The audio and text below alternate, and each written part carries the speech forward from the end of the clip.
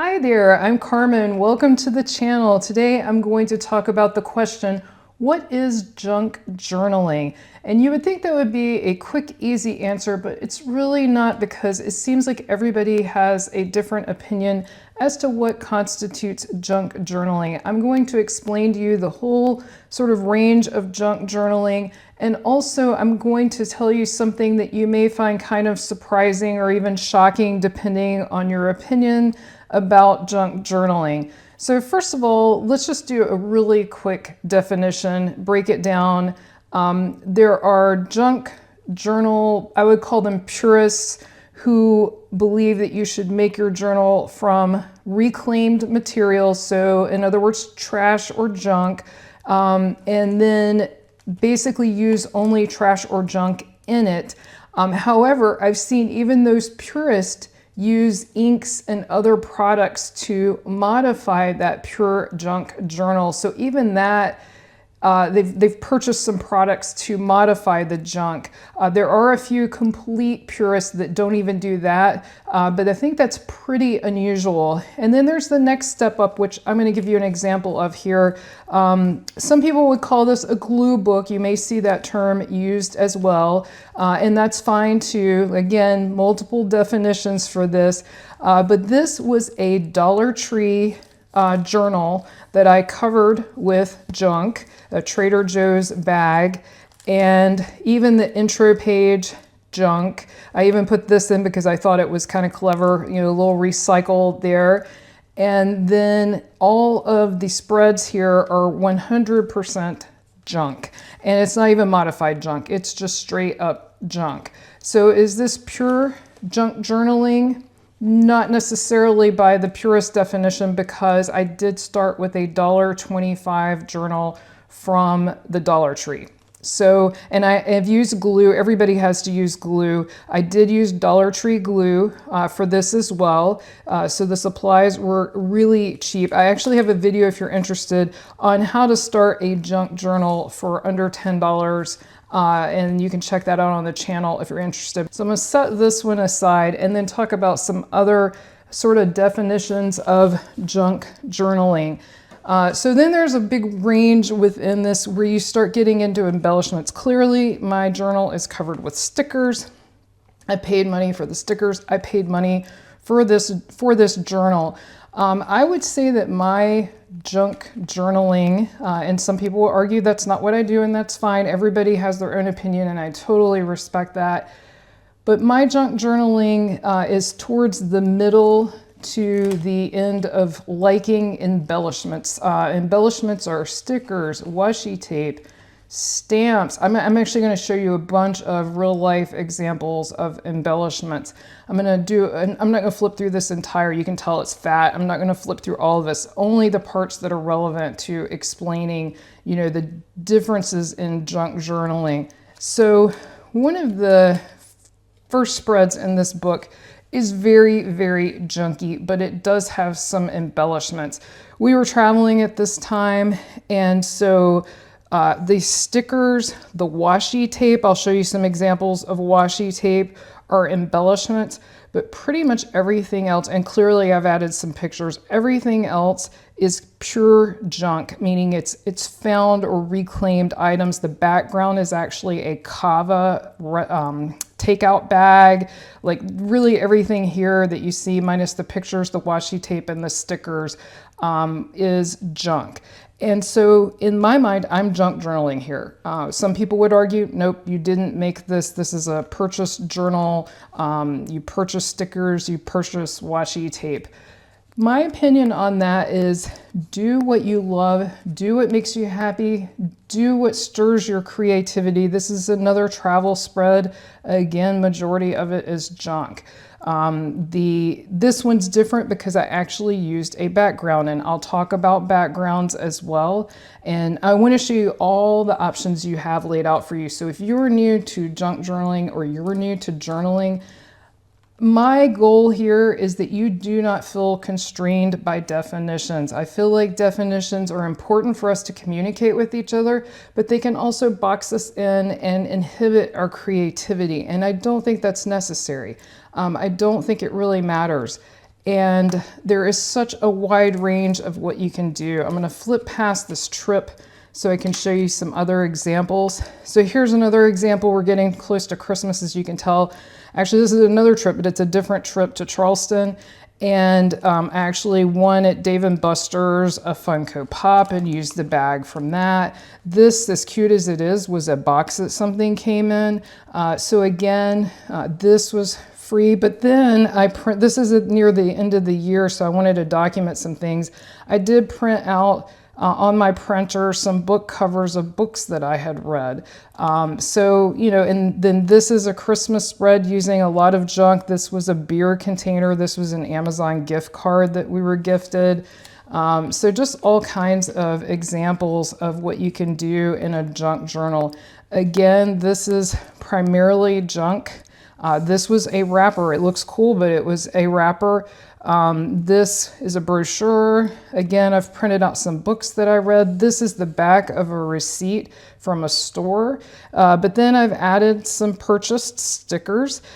These were actually came with the plants that we put in our aquarium. But then these right here are purchased stickers. So I think you get the feel. I feel like I'm halfway in between. I'm half junk, I'm half embellishments, or maybe more junk than embellishments. Another good example where the majority of everything on this page is, again, junk. We went back to Charleston, so we've got a little bit more of that.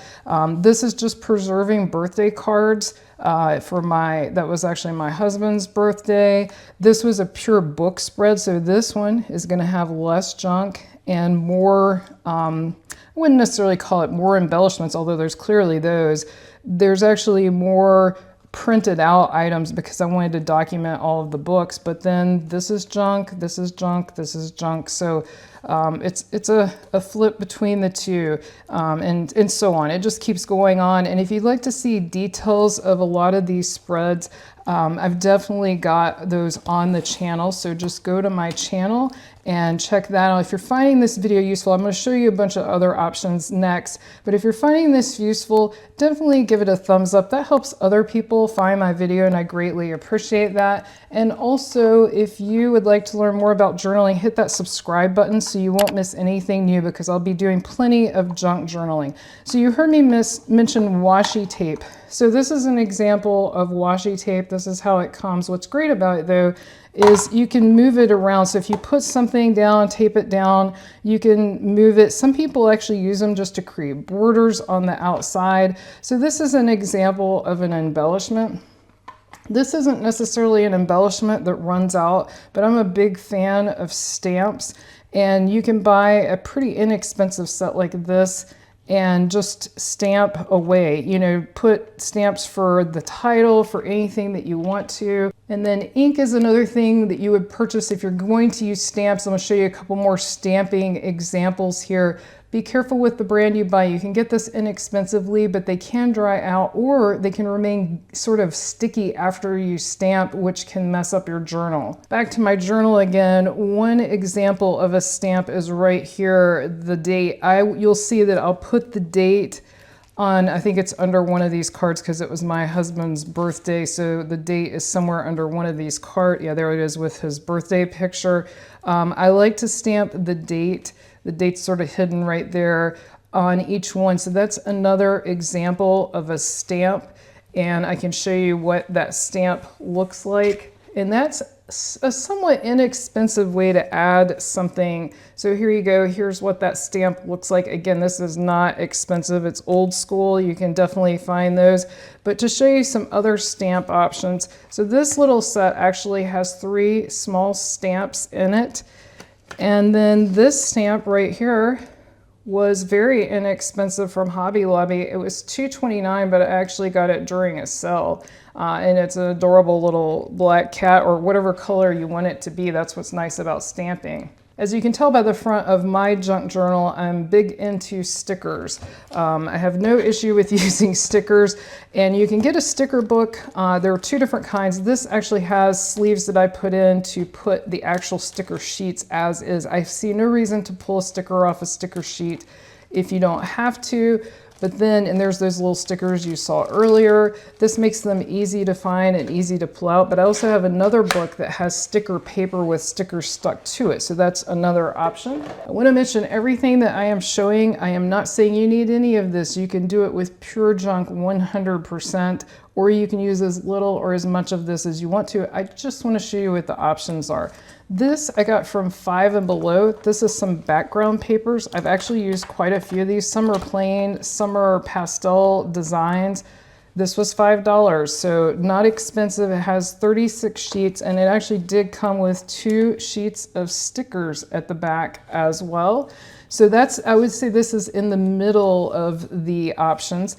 And then some people would argue this wasn't free because we got this because we were an annual pass holder for Walt Disney World, but I did not pay extra for this, nor did I ask for it or expect it. It was actually a surprise. And some of the items in here would make great backgrounds or great calendars for your planner if you're doing planner style, but these would make really good. You could even use just part of it if you want to just do April. And also it came with sticker sheets. And so this is junk as far as I'm concerned. That, yes, I know Disney annual passes are not cheap, but like I said, didn't pay for this, didn't ask for it. So this falls in the junk category as far as I'm concerned. And then there are also paper books, and paper books can be quite pricey, but you sort of get a lot for the money. And this has actual artists that contribute to the book. This has over 150 pages, and this retailed for $24.99 in the US. I'm not going to flip through the whole book. I've got flip throughs on the channel, but you can see what's in here. There's stickers, there's papers, there's backgrounds, so much stuff. And so I would say this is on the higher end if you're looking into spending money. This is a relatively inexpensive way. You saw that little stamp at the beginning of my junk journal. That stamp was created with this, and you can actually create all kinds of fun stamps out of your junk using this, and they are not expensive. You can get them just about anywhere that sells crafting stamps. So there's that recycle paper bag, there's a little snowflake, a tiny air fryer, which I thought was so funny. It was on the back of some packaging. This is actually off sardine packaging. So you can, this is Sam Adams holding a beer up. So you can get broccoli, all kinds. I've got a whole container of these, and they add some great embellishment, and it's so easy to use. Next up are little embellishments that you can glue on, and I also have a couple of containers like this of puzzle pieces. Old puzzles make great junk to embellish your journal with, and some libraries have free puzzles that you don't have to return. They're just free that you can take when they're trying to clean, like they might be missing pieces or something like that. So check your local library. Also, if you are going to build your journal from scratch, local libraries frequently have used books that are damaged or they no longer need that are free as well. So keep your eye out for that. These are just some sequins. These were super cheap, not expensive at all. So those can add some fun. And then buttons, collect buttons. You know how shirts come with extra buttons, or you have something old that has a hole in it or whatever, so you can't donate it. Keep those buttons. Those make fun embellishments to glue on. And like I said, also puzzle pieces are great embellishments. I opened the journal back up to show you this next one. I don't know if you remember these, if you've been around as long as I have. I actually had one of these when I was a kid, but that is what created that title right there. And so this is another fun analog option to add something, and it's textured.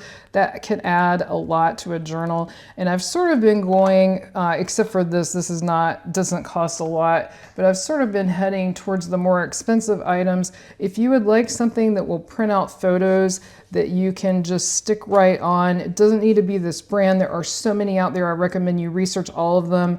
This one actually has paper that sticks, so you don't have to glue down the picture that comes out, but you can print pictures right off your phone with a tiny printer like this, or you can just print the photos out, put multiple on one sheet and print them out on a regular color printer, and then just cut them up and put them in as well. We've talked about some of the more pricey options. What do you really need to start a junk journal? First of all, some type of a journal. It doesn't have to be a fancy journal. It can be one that you've made out of reclaimed items, or it can be one that you purchase very cheaply, like $1.25 at the Dollar Tree. And then you need some junk. You can get this from all kinds of household items. This is from a tea box. This is from baking supplies. This is dental floss. Any type of trash. It can be takeout containers, takeout bags, absolutely anything. Sky is the limit as far as junk is concerned. And then you need some type of adhesive. It does not have to be this one. There are several options. This is a glue stick. This is tacky glue or craft glue. There's also glue tape, so lots and lots of glue options. And then I recommend a good pair of scissors. This is Fiskars. This is a place that would not cut corners. You can get these at Walmart. You do not have to go somewhere fancy. And then this is a small pair of Fiskars, Y2 pair. This is for breaking down large things or large cuts. And then this is good if you want to cut something small. You do not need to have both pairs, but these are the most basic junk journaling supplies I would recommend for you. If you'd like to learn more about junk journaling, be sure to click on the video on your screen right now. Thank you so much for watching. See you next time.